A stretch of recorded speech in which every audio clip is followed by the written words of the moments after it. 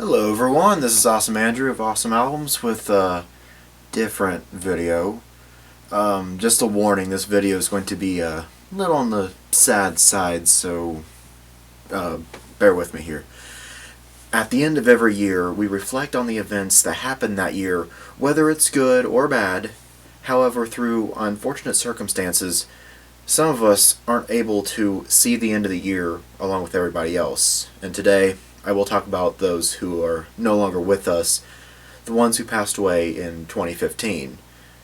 And I'm stopping on December 31st, which I know 2016 has suffered a lot of heavy losses, some of them that meant a lot to me too, but I'm going to hold off on those until the 2016 variation of this video. I'd like to call this the farewell tour of 2015.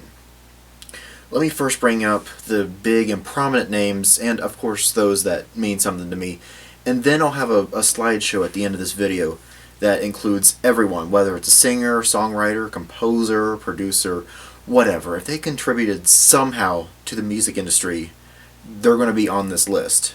But first, I would like to introduce Dallas Taylor. Dallas Taylor was a session drummer of the 60s and 70s.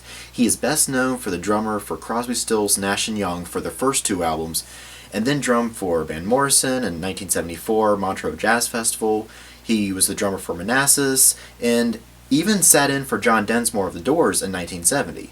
Joe Malden was the bass player for Buddy Holly and the Crickets. He began playing bass in his early teens and was a member of the Four Teens before joining Holly's band, the Crickets, in 1957. Jimmy Greenspoon, the keyboardist for the 60s and 70s band Three Dog Night. He joined the band in 1968 and worked with them until 2014 when he had to go on medical leave. Mike Porcaro, the bass player for Toto, he was with the band from 1982 to 2008. Then the next day was Andy Fraser, the bass player for the band Free. What is with 2015 killing off bass players? AJ Pero, the drummer for Twisted Sister. He joined the band in 1982, right before the Long Island Bar band exploded off the burgeoning heavy metal scene after nearly 10 years of just slogging through small clubs. Bob Burns was a drummer for Lynyrd Skynyrd as well as one of the founding members, and was on some of their biggest songs including Gimme 3 Steps, Sweet Home Alabama, and Freebird. And I can't have a farewell video without saying farewell to the King of the Blues, B.B. King. In fact, if I hadn't encountered issues with this channel, I would have dedicated an entire video to this guy. He is a blues legend. Like I said, he has been given the nickname the King of the Blues, with a career spanning almost 70 years, inspiring so many people like Eric Clapton and Jimi Hendrix and Keith Richards, to name a few.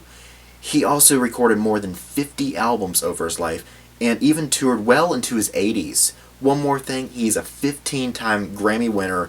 This is one musician with a huge legacy. I know I'm supposed to stick with music, but I still want to mention Christopher Lee.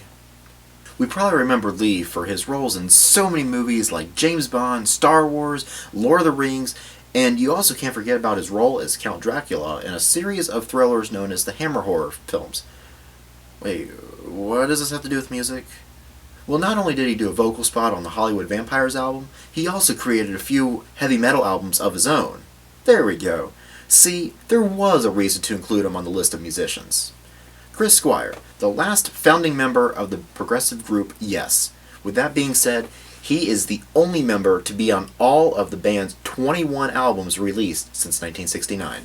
Gary Richrath, the guitarist for the band REO Speedwagon. He also co-wrote some of the band's biggest songs, including Take It on the Run, which became a top 5 pop hit on the Billboard charts.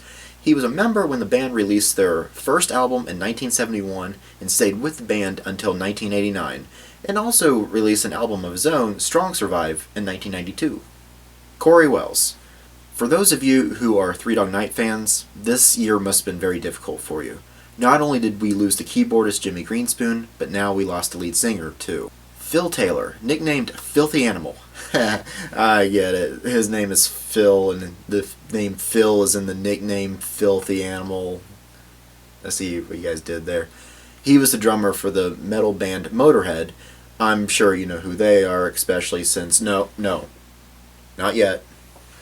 but because of Taylor's distinctive double bass drumming on tracks like Overkill, he helped define what we now call thrash metal.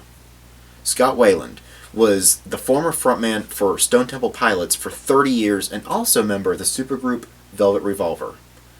The last member I want to cover on this list, this one is still fresh in a lot of people's heads. I'll address him as his real name first, as Ian Fraser Kilmister. We all know him as Lemmy. The bass player and singer for Motorhead, which, just like the Three Dog Night fans, 2015 was an awful year for the Motorhead fans. Whenever you hear a Motorhead song, it's Lemmy.